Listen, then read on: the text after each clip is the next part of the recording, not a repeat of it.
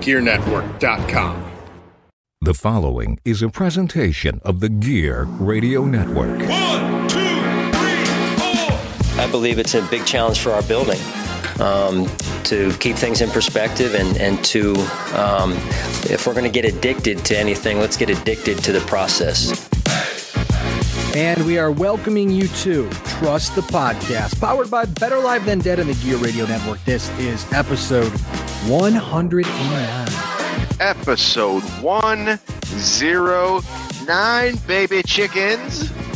It is the Buffalo Bills versus the Tennessee Titans. I am Ryan Wolfe at Wolfe BLTD. My co-host at I am JC Money. That's John Cimino for those who don't know. That's me, baby. If you don't know, now you know. You should know by now. If not, that's kind of disrespectful. Really says a lot about you as a person if you don't know who he is. Bunch of freaking humps.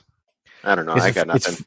It's Friday night. We're letting it all hang out. I'm starting a vacation. I'm on vacation now. I'm going to Florida with the wife and kids and family here, and hopefully avoiding a major hurricane. You know, I'm an old man. I've been watching the weather like a hawk. But does that mean I'm flying solo next week? Or do I need to call in? I need to call in another hand? Or are you podcasting from Florida? John, I'm breaking down the fourth wall, bro. I texted you about that, but I know we're busy guys, so we'll talk about that off the air. All right. Whatever you want to do, I don't care. You could do whatever you want. You could do farting noises for 45 minutes as long as you talk about the Bills. Well, if they lose next week, then maybe I will.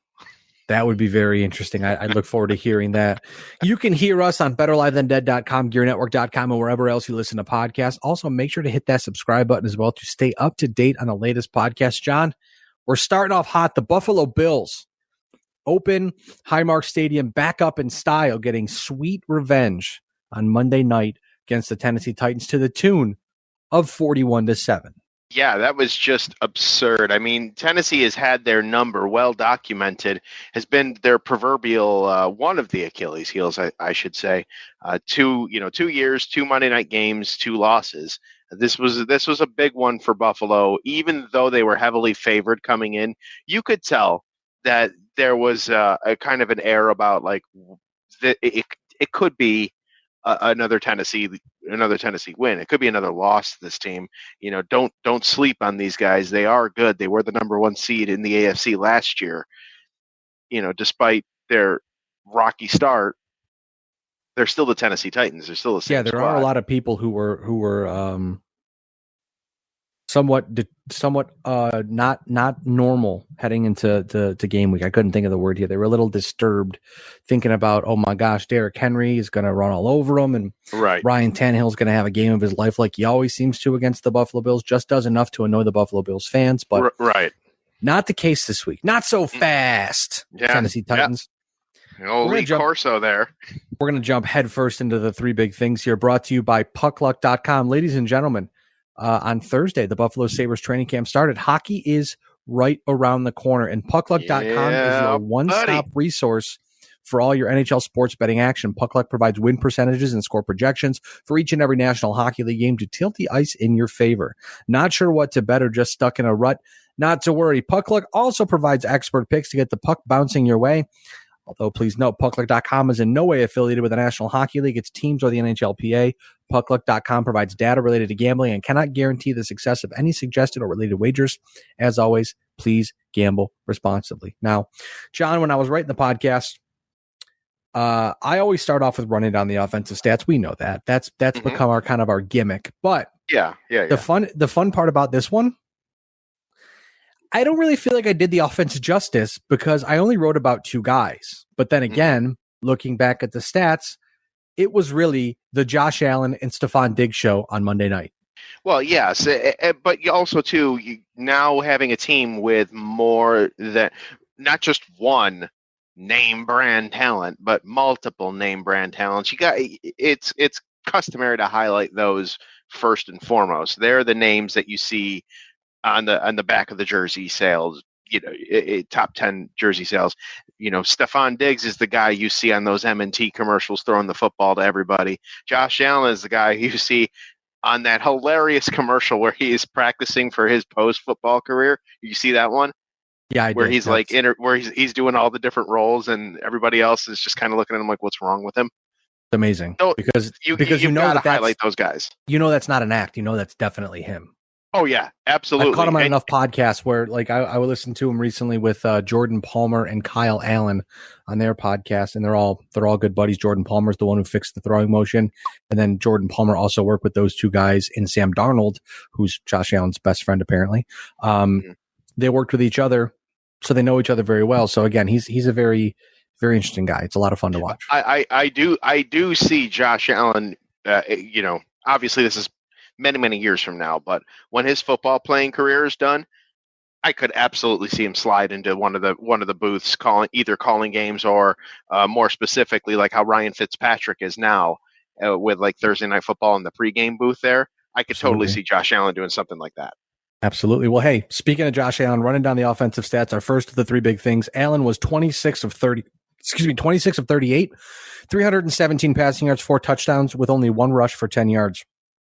It's the 7th time in Allen's career he has thrown for 4 touchdown passes in a game, trailing only Jim Kelly in franchise history, who has 10.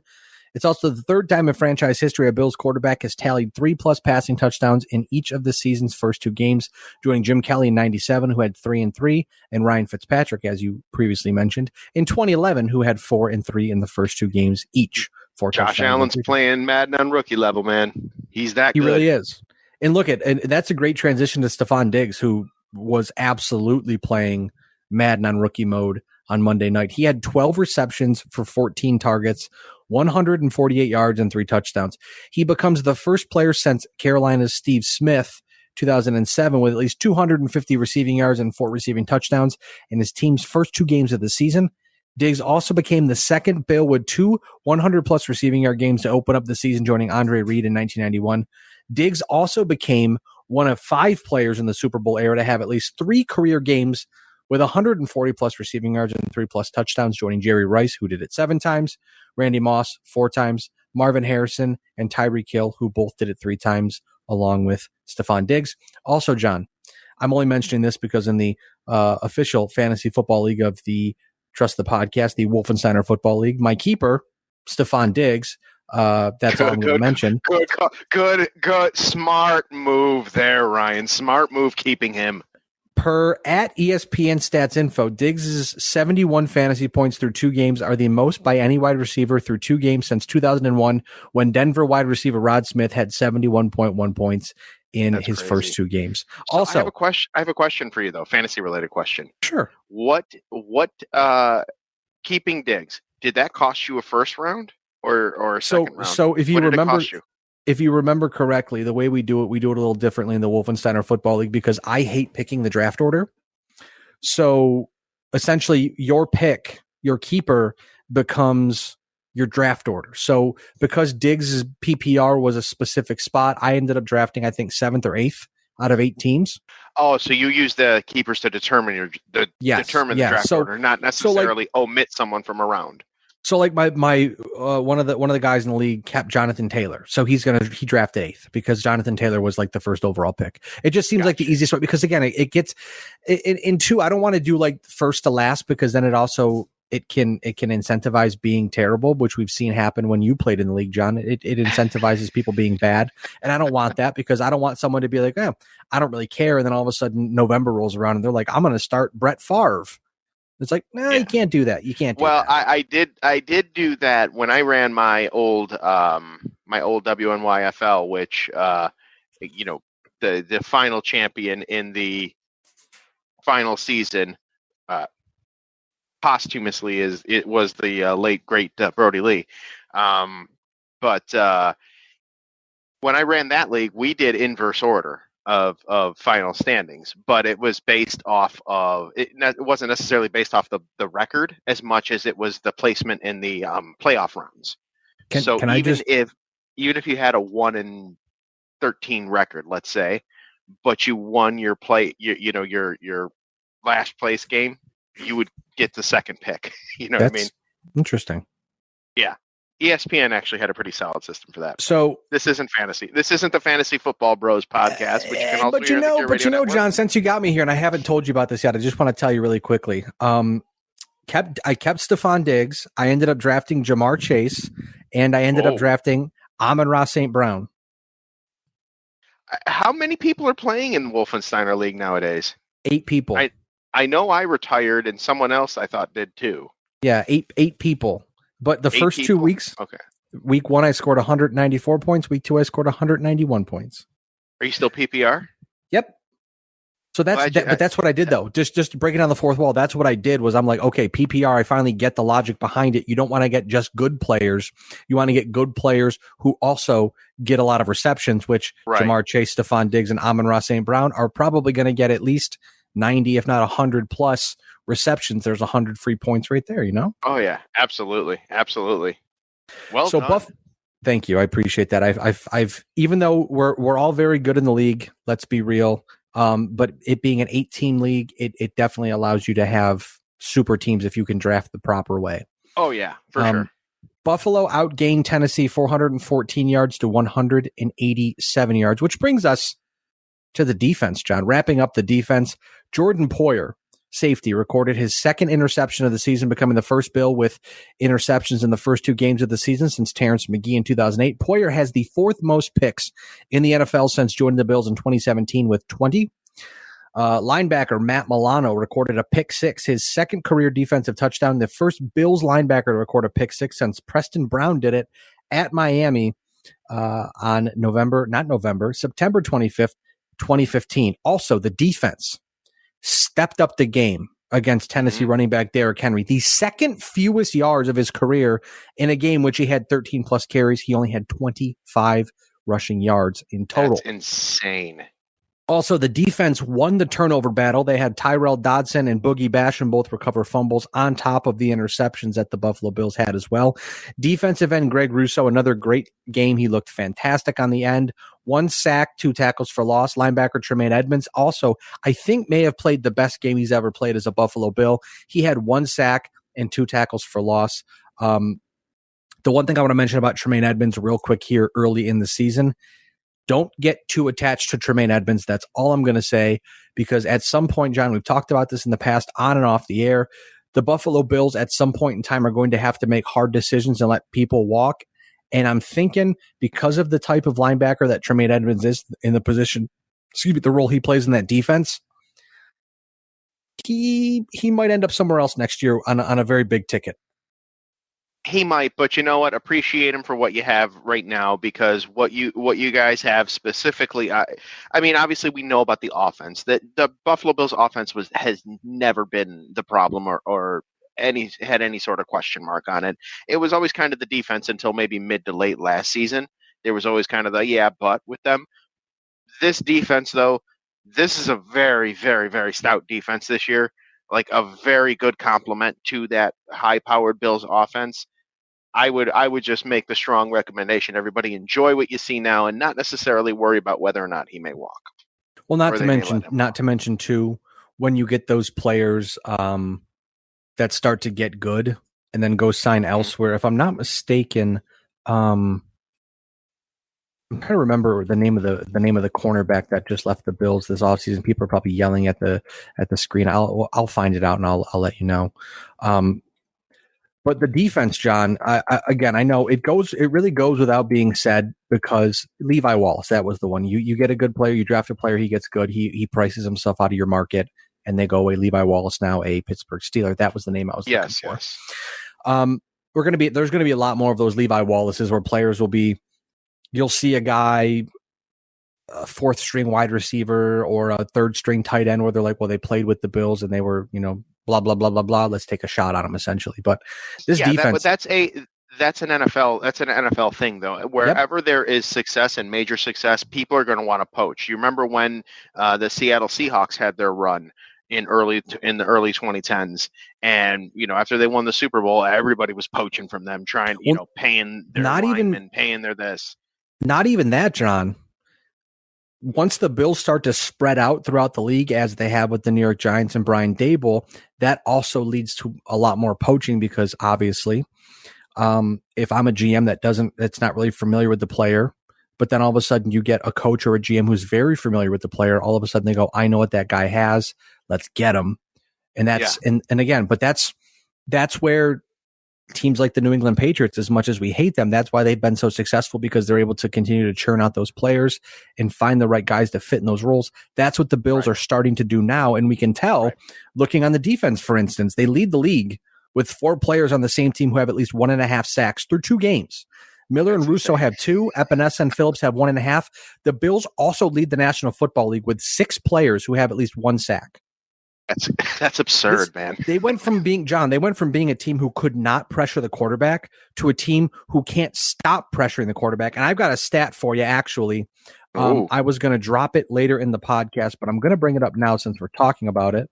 Let me just pop it in here in our at True Media Sports. The Buffalo Bills have the second highest pressure rate in the league. They're getting pressure on 41.6% of their dropbacks, of quarterback dropbacks.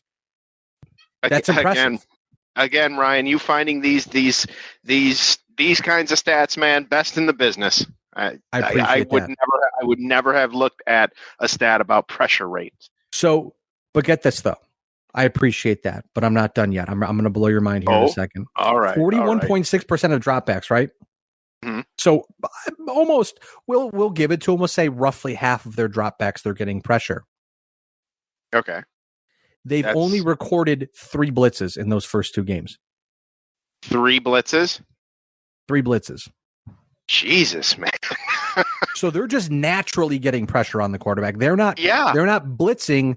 They're getting natural pressure almost 42% of the time. Smart. Well, football logic will tell us if that's the case, then that's going to bode very well for when they may need to start applying blitz pressure as the weather changes and the season drags on. They're not, those plans having not been out in the forefront because they're not needed. And that's something too that's going to become very important.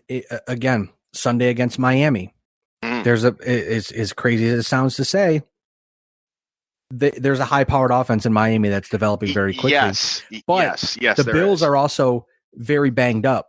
So as we've always talked about, the more pressure the defensive line gets and the defensive ends get, the less pressure on the linebackers, the less pressure on the cornerbacks, the less pressure on the safeties. So that's something where if they can continue to get that natural pressure and not have to blitz, that really helps out take pressure. Because again, and I know I'm jumping ahead here, but it really looks like there's a strong possibility that there are going to be 2 rookie cornerbacks starting Sunday against the Miami Dolphins.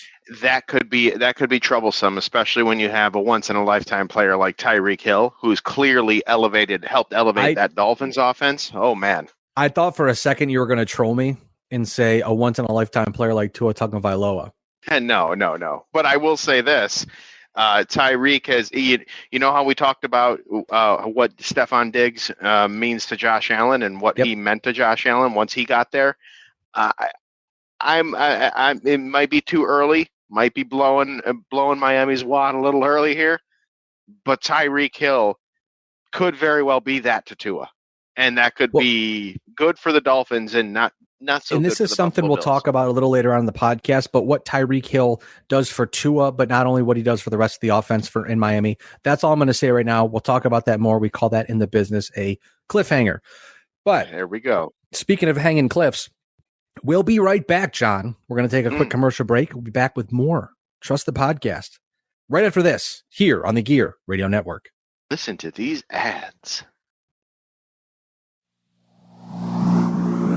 1, 2, 3, 4. And coming back from commercial break here on Trust the Podcast, John, you always like to blow smoke and tell me that I'm the best in the business with the stats. So look at, I got a segment. Hold on. Here we go. Ready? Stat time. I've got a segment just about stats. More fun stats from a big win. First off, I think we need a cool little bumper to kind of bring it into stat time. Stats. Something like that. Something like that. Or just me screaming like an idiot stat time like I just did. We'll figure it out. Either way. We got cool new music for the podcast. Might as well. And I appreciate you pointing that out because I was the one that did it and I'm still forgetting to mention it every single week, but we changed it up a bit because, the old Trust the Podcast, we're developing into a new era of dominance. So we got to get some new music to kind of liven the place up a bit. But John, the Buffalo Bills are winning, not only winning, but in style. Monday night marks the 20th straight double-digit victory, tying a National Football League record of the 1941-1942 Chicago Bears. So when they win, they don't win close. They blow teams out. Right. That's an insane stat there, too. And I was actually wondering that. I didn't think to look it up or anything, but I was wondering because they really just seem to be playing, like, I hate to say, I keep referencing Madden and rookie level, but that's really what the style of football that they're playing. They're just playing backyard football, and it's fun to see. It is a lot of fun to see, especially after hitting those years. stats like this, and you're talking historical, like overall NFL history being touched here by this very Buffalo Bills squad. I mean, it's pretty cool to watch. I mean, long gone are the days where, let's see here, back in like 2006 when Brian Moorman punted the ball 92 times in 16 games. Like that, those days are long gone. Yeah. Oh God, I remember that. And it's crazy. It's crazy to think, but that's the side of NFL history you don't want to be on. Correct. The Buffalo Bills scored 41 points on Monday Night Football. That's tied for the most points the team has recorded in a Monday Night Football game. And they did that at Miami as well on November 18th, 1991. The Buffalo Bills scored an opening drive touchdown for the 7th straight game. That's the second longest streak by any team in the last 40 seasons. The 2016 Falcons also had 8 straight games with an opening drive touchdown. That was the Falcons team that went to the Super Bowl. Yeah, 28-3. Matt Ryan can't escape that damn number. Yeah, I was going to say series of numbers. Poor dude. I did want to mention that, but like I said, that's that. I told my wife about that, which again, you know how much she doesn't really, she watches sports as a fan, whatever. So I explained it to her, and she's like, "How does that happen? What are the odds that Matt Ryan, the quarterback of 28-3, throws his 60,000th yard pass or passing yard, whatever, and the ball is numbered 283? You can't make this stuff up. It's not even." Like Disney couldn't even come up with that kind of movie script. Right. It's fantastic in so many ways. Buffalo tallied 3+ takeaways for in each of the first 2 games of the season for the first time since 1993. Their 24 points in the third quarter are the second most the team has scored in that quarter since at least 1991 when they scored. It's since 91, but there was only one time they could find it since 91, which was against the Carolina Panthers on September 10th, 1995. They scored 28 and a quarter. Punter Sam Martin does exist. He did record his first 3 punts as a Bill, a 48.3 yard average was very good. 2 punts ended up inside the 20, and 2 of those 3 punts led to a muffed catch. Because of the way that he kicks the ball, I guess it creates some sort of confusion with the players. I have no idea. I'm not a punter, but it was a lot of fun. Ryan, can he hold the ball? He can hold the ball very well. One of the best holders as we've seen so far with the Buffalo Bills. Because, well, first off, let me pop this stat in here for you. I'm going to move this around because we're talking about kickers. So when it comes to holding the ball for kicker Tyler Bass, per Mike Heim, who is always a good stats guy on Twitter, Mike Haim. In 35 career regular season games, Tyler Bass is already one of only 5 National Football League players since 1950 with 294 or more points in his first 35 regular season games. Harrison Butker had 331. Young Ho Koo had 305. Will Tucker 301. Will Lutz had 299. Also, Tyler Bass has 117 successful point after attempts in 35 games, second most behind Steven Gostkowski, ex-New England Patriot kicker, who had 121 PATs in his first 35 games. So look maybe the Buffalo Bills have just been good because Tyler Bass showed up, and then they're like, we're taking it to the next level for this guy. I don't know. I mean, it could very well be that. Everybody learned under Tyler. Exactly. He was the key to the whole puzzle. Buffalo's has a plus 55 point differential already through 2 games. That leads the National Football League and is the second highest in team history through 2 games. They had a plus 63 in 1981. Also, before we look ahead, John, get this. Per at ESPN Stats Info, since the start of last season, the Buffalo Bills have 3 games with 40 points and 4 forced turnovers in the same game. That's as many as the rest of the National Football League combined. That's just unbelievable. These stats are unbelievable, but I think now with so much being out there, social media wise, and everything, it's much easier to get these stats. But I really would have loved to have seen this amount, this accessibility to stats during the, like the golden days, like when the records were being set and things like that. Because if it brings up any like holy shit moments for people, like seeing this now, like it's just, I don't know. I think the stats is a very underrated part of the podcast, I feel, and that's why I pump it up, Ryan, because you put a lot of meat to the sandwich by providing these stats, and it shows the overall like holy shit factor of this regime, of this Buffalo Bills regime. Like we could say ad nauseum, you're seeing something special, but you keep providing the data to support that fact. It's not just, I like Josh Allen and I like Stephon Diggs. It's like, okay, great, cool. That's why you think the Bills are the best. Okay, great. Now here are the facts as to why they are. Like, this is a very special product you're seeing on this field, the likes of which you might not see. Eventually it'll taper off. Who knows how long it'll be before you see something like this again, like live and in show enough living color. So this is great. That's why I love the stats part of the podcast so much, because it really puts everything in perspective. I appreciate that, man. I'm looking here now because you had mentioned, and I also love the stats too. Don't get me wrong. I was just reading something about, you mentioned old school NFL records, following them as they're broken.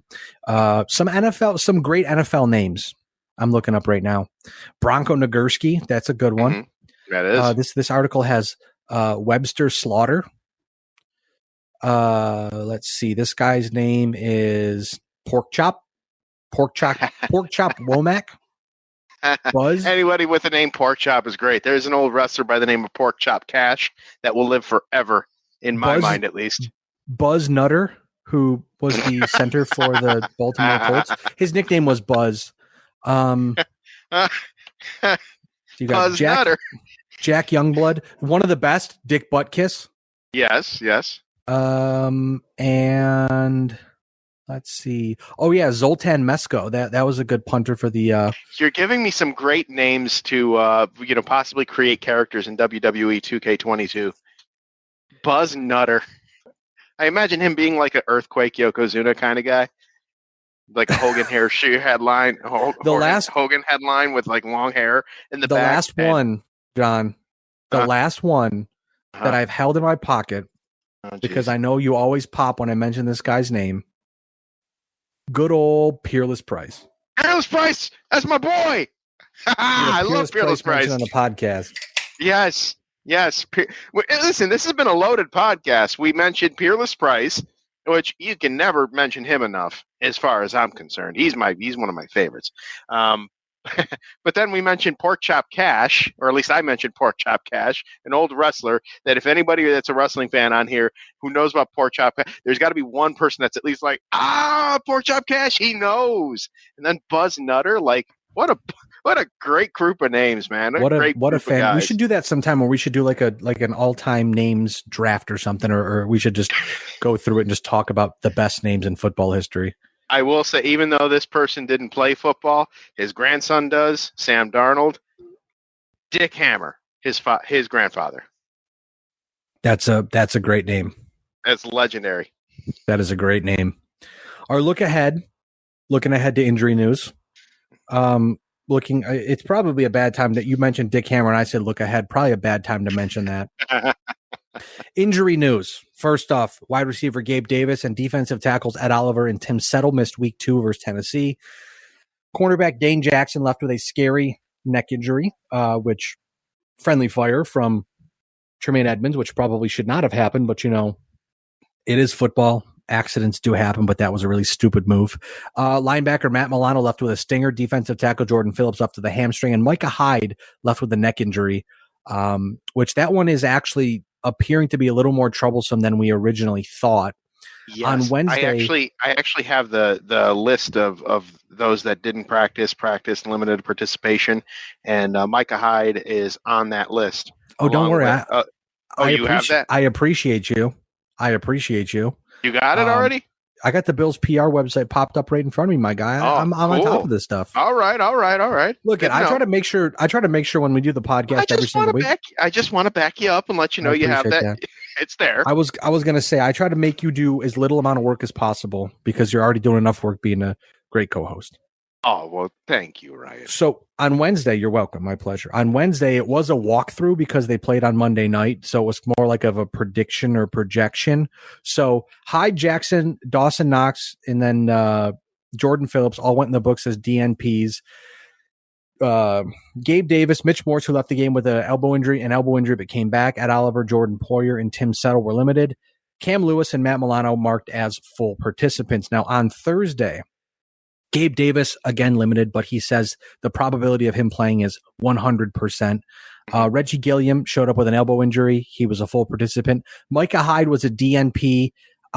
It's really sounding like he's not going to play this weekend because he apparently left town to get a second opinion on his neck injury that apparently did not appear to be too serious, but it sounds pretty serious now. But my thought is maybe I'm being hopeful here and I'm just projecting, but my thought is maybe the Bills doctor says, your neck is messed up, but you can't get hurt any further, or it's, you need surgery now. And it's really either one of the two things in my mind.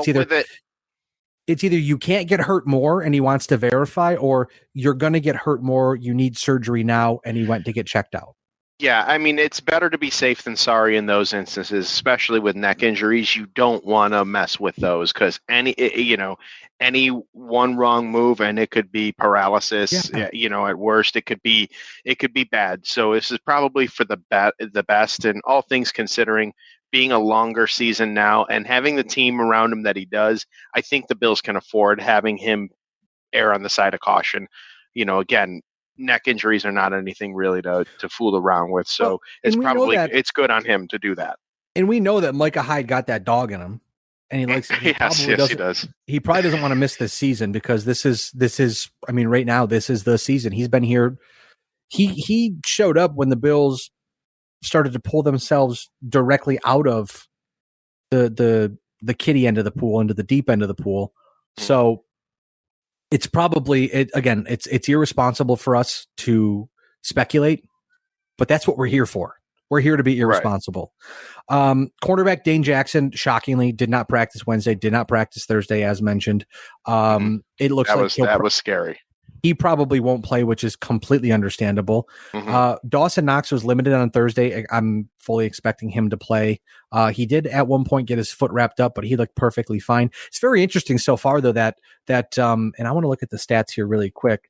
Dawson Knox does not appear to have as big of, a role on the Bills' offense through the first two games as one might have expected, honestly. But I think as Ken Dorsey's offense continues to develop and the players continue to get comfortable in that offense. I mean, week 1, he had 2 targets, 1 catch for 5 yards. And Monday night, he had 5 targets, 4 catches for 41 yards. So I would presume that's going to develop as the season goes on, as people start to lock down more on Stephon Diggs and lock down more on Isaiah McKenzie, lock down more on Gabe Davis. But look at, man, that's the crazy thing. And I'm going to kind of go off here for just a second before we get back to this injury report. We saw on Monday night, man, this Bills offense is loaded, not only on the first team, not only on the second team, but you see a guy like Jake Kumaro steps up and has a good game. You see a guy like Jamison Crowder, who you figured, okay, yeah, Jamison Crowder is going to be, he was a real good player. He's going to come in and he's going to, be a depth guy now. And then he comes in, and let me get the stat up here. Jamison Crowder right now has 4 receptions for 44 yards, but when he's on the field, he's looked good. Like against the Rams, he looked good. I mean, he only had 1 catch against the Titans, but you just look at those guys and they can just step right up and step right in. Like, yeah, obviously a guy like Jake Kumaro is not as good as Gabe Davis is, or he's not going to do what Gabe Davis does for the offense. But the fact of the matter is you can put that guy out there and still have confidence in him. And that's, to me, that is crazy. Yeah. Depth is key, man. And the Buffalo Bills have a lot of it. So looking down the list here, Cam Lewis, Matt Milano, full, expecting them to play. Mitch Morse, I guarantee he'll play. Ed Oliver, I'm presuming he was limited, but I'm presuming he'll play at least a little on Sunday. Jordan Phillips, a DNP with a hamstring. We saw on Matt Milano's interception return for a touchdown, Jordan Phillips went down like he got shot by a sniper. I probably wouldn't expect him to play because that hamstring injuries are usually a couple weeks. Jordan Poyer showed up with a foot injury. He was limited, didn't practice on Thursday, but was limited on Wednesday, presuming that they're just going to play it safe with him if he does play. And then Tim Settle was limited both days with a calf injury after missing week 2. With the safeties, it's very interesting because obviously, and this can kind of roll over into our second of the three big things here, our week 3 matchup, the Bills and at the Miami Dolphins. But having a guy like Jaquan Johnson that the Buffalo Bills really believe in is going to be very, very important on Sunday, because if Micah Hyde can't play, which again, we're fully expecting that to be the case, at least I am, a young guy like Jaquan Johnson, he's probably going to be the replacement for Jordan Poyer this offseason. I mean, we're in September, it's week 3, but just looking at a guy like that, you can look at him and say, yeah, this guy's got the juice, like that kid said with the corn, it's got the juice. Jaquan Johnson's got the juice, man. He's going to be the guy that'll probably play opposite of Micah Hyde next year, but let's not get ahead of ourselves. One thing I want to mention here, John, the Buffalo Bills will be without offensive lineman Bobby Hart on Sunday. He was suspended for 1 game after taking a swing at a Titans player following Monday's victory. After the game, cordial handshakes, high fives, hugs, how you doing, how's the wife and kids, all that stuff. He decided he wanted to go fight a player on the Titans. But apparently, he reportedly struck a Titans coach in the process. Now, some people on Twitter have speculated who it might be, but then some people came across and said, look, if he hit Mike Vrabel instead, don't suspend him. Give him a bonus, because a lot of people who wanted to do that for a while. Yeah. Also, Mike Vrabel would hit back, though. He's not one. There's a very few people, like when I look at the NFL coaches, there are a few that I just wouldn't want to try. Vrabel is one of them. Yeah, I would agree with that one. He seems like the type of guy you get in a fight with and he starts to growl at you or something. Yeah. In a letter to Bobby Hart, NFL Vice President of Football Operations John Runyon wrote and made it really sound like he committed murder. Quote, as both teams were heading to the tunnel, you walked directly across the field to seek out your opponent. You approached him near the end zone, and the coach had to hold you back as others shook hands. Once you and your opponent were in the end zone near the tunnel, you confronted him and immediately swung at him with a closed fist, striking the head of a Tennessee coach. Your aggressive conduct could have caused serious injury and clearly does not reflect the high standards of sportsmanship expected of a professional. Not shockingly, in both aspects, Hart did appeal the suspension, not a surprise, and it was denied. I would expect him to at least appeal. I mean, it's kind of like when you get a speeding ticket. You did it, but you still want to say you didn't do it. I don't know why you pulled me over, officer. Yeah. Why you did. So Bobby Hart won't play Sunday against Miami, which brings us to our preview here. Buffalo Bills at Miami Dolphins, Sunday, September 25th at 1 p.m. on CBS. Points is the first of the points I wanted to make today. No pun intended. Buffalo, first in the league with 36 points per game. Miami tied for 4th with 31 points per game. The first matchup, John, with both teams in the top 5 of points per game in the National Football League since 1992. Yeah, no, it's not Kelly versus Marino. It's Allen versus Tua. It's Diggs versus Hill. I mean, you've got the marquee, you've got names, you've got this should be a really fun one to watch. Although I will say I am totally avoiding social media in all forms on Saturday and especially on Sunday until after the game. I want to see which fan base's tears are the saltiest. But it's going to be unbearable during the game between Bills fans and Dolphins fans on social media. And I don't know if this was pointed out before. I know we haven't talked about this on the podcast, but I saw it on the Bills PR, so I had to point it out.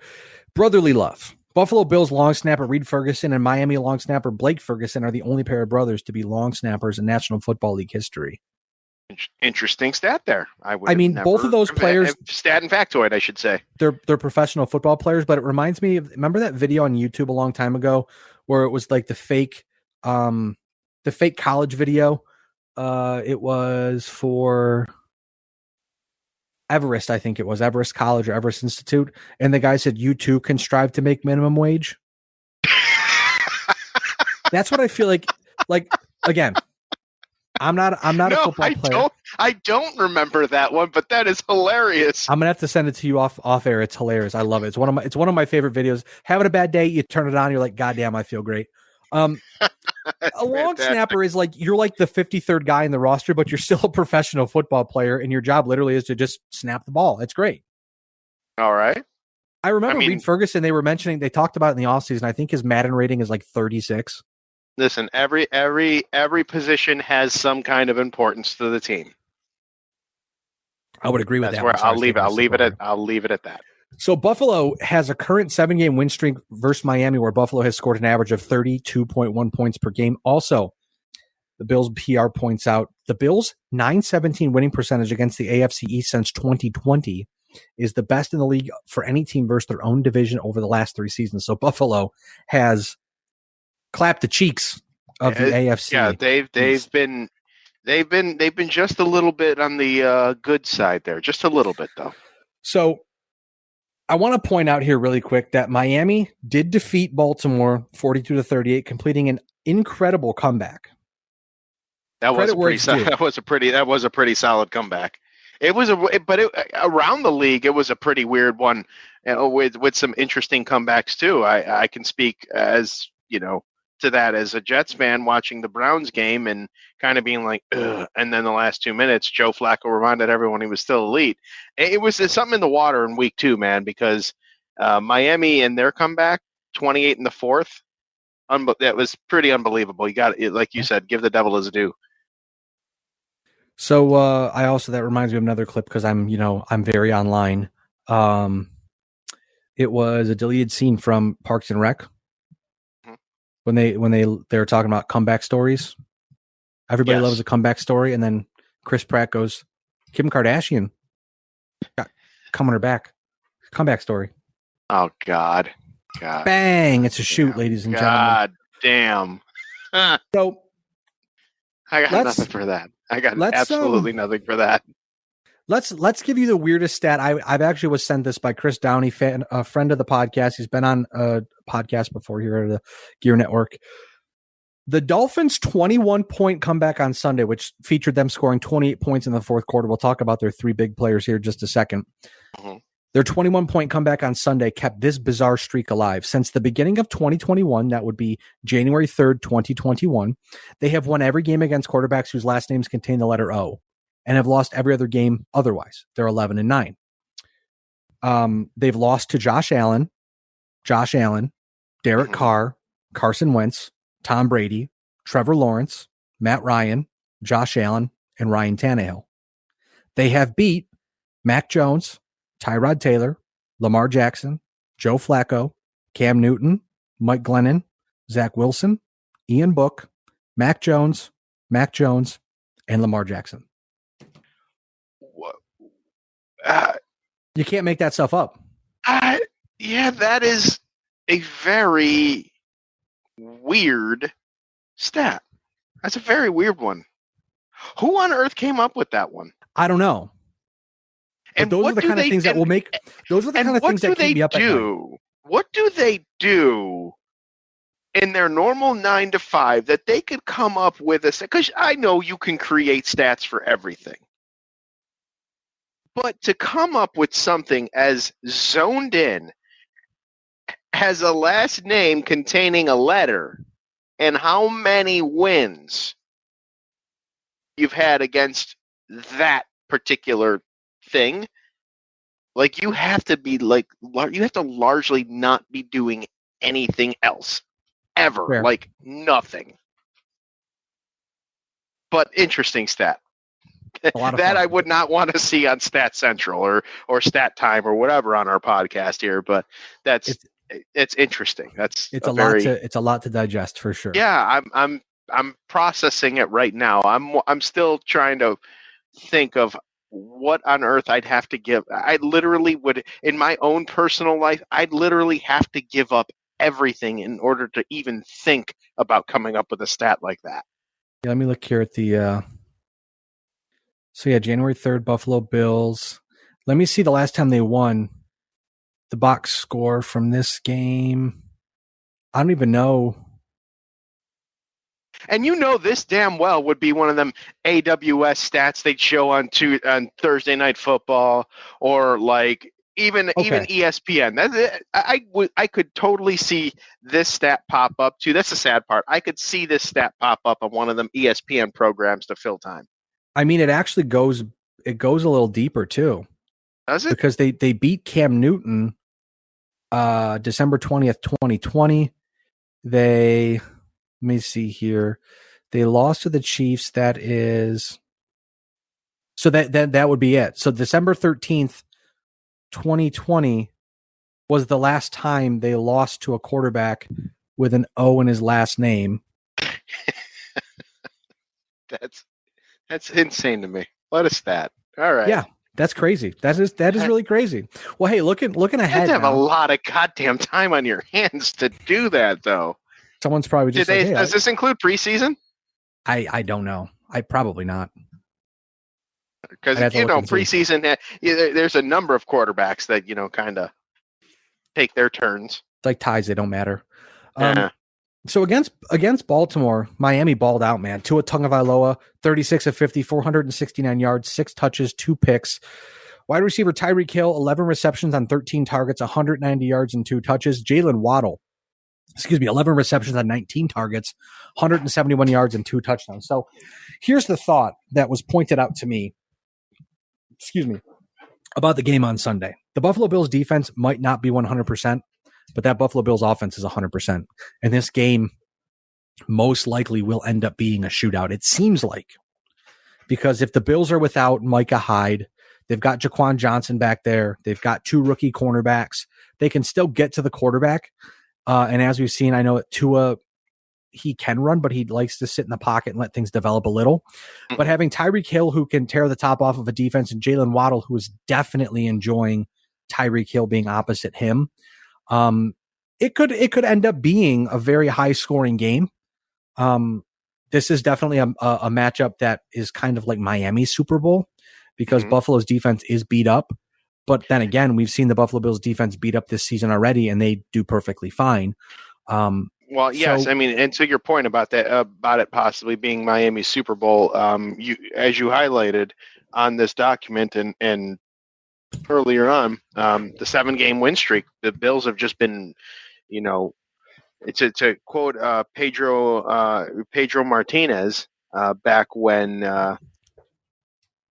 he made the famous comment about the Yankees and being daddies. Like that's pretty much what the Buffalo Bills are to the Dolphins right now. They just have to tip their cap or their helmets and call the Bills their daddy, because that's what's been it's 7 games. That's yeah.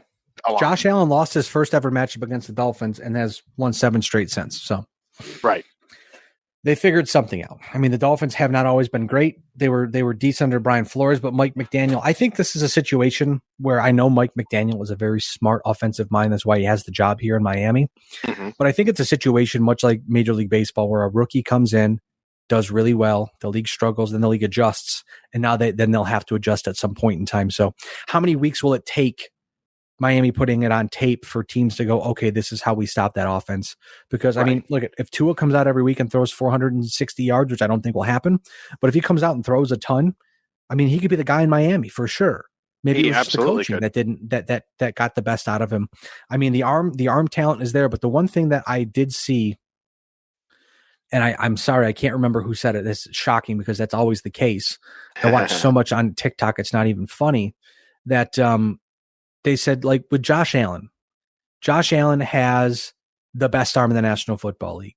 Patrick Mahomes is the best quarterback when it comes to throwing on the run, like scrambling and throwing the ball. What does Tua Tagovailoa have? It was Ryan Fitzpatrick. He was on a podcast. I can't remember which one it was, but Ryan Fitzpatrick said, Tua, what does he do that is elite, that is better than most people, that is better than everybody in the league? That's what he needs to find out, and then he needs to work with it, go from there. And I think Ryan Fitzpatrick said his decision making was very, very good, borderline elite, but everything else kind of wax from there, because that's what separates being one of the best to being an average quarterback in the National Football League. So that was a very good point. I think you might be onto something though with the coaching in Tua as far as that goes. I mean, remember when Alex Smith was drafted into the league? Yep. He was drafted as a first rounder. He obviously had talent, but he didn't have the coaching in the 49ers that helped develop him good enough. Helped develop him enough to be, what everybody thought he was. It wasn't until Jim Harbaugh came along that we started to see Alex Smith morph into the Alex Smith that he became later on in his career before he ended up retiring. To go from, he had, I think, Mike Singletary, he had Jim Tomsula, he had that, and then finally wound up with Jim Harbaugh, and then Andy Reid. So it's all about coaching, and Mike McDaniel could very well be that guy that Tua needed to light the proverbial fire and help him, further accentuate the positives that made him that first round pick. So it'll be interesting to see. I agree with you though. I don't think we're going to be seeing a 400+ yard passing game out of Tua every week now, but certainly I could see him go 300 to 350 easily every game now with Tyreek Hill on that squad. Absolutely. I mean, it's a situation where if you double Tyreek Hill, you're going to leave Jalen Waddle alone. That's why it's important to have multiple weapons offensively. And Mike Gesicki also, he's no slouch at tight end. So it's very much, they have a very powerful offense. But I'm no coach, John. We've talked about this, but it seems crazy to me when a coach comes in and decides to coach to a player's strengths.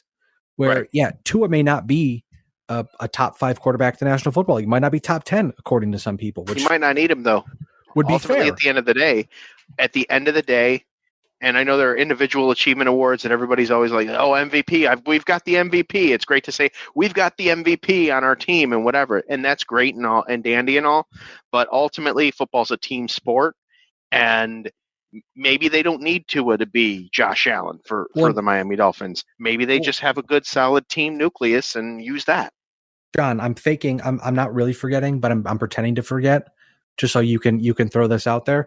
What did that recently fired Arizona State football head coach? What was that saying that he always used to say? Recently, oh man, you're asking me to go into a memory bank that I can't remember what the hell happened. Oh, I know exactly what you're going to say. He, used to coach the Jets. Oh, yes. You play to win the game. Precisely. There you go.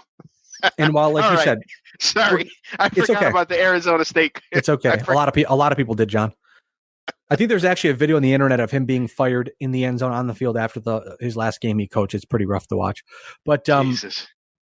But Miami's kind of in that, and again, I'm not saying that Tua is Josh Allen, because that would be irresponsible. But it almost feels like Miami's in that kind of gray area right now, where they're either going to be really good or they're just going to kind of stick where they are. Like, this might be their ceiling, but maybe this is the start of something. It could because be. That's kind of where the Bills were before Josh Allen started to develop and do into the talent that he has. So my thought is that you'll see games like this on Sunday where Baltimore just completely lost. Like, they just forgot how to play football, apparently, because I have not seen a Ravens defense play that bad in a very long time, where they're just getting embarrassed by Tyreek Hill and Jalen Waddle. It was unbelievable to watch.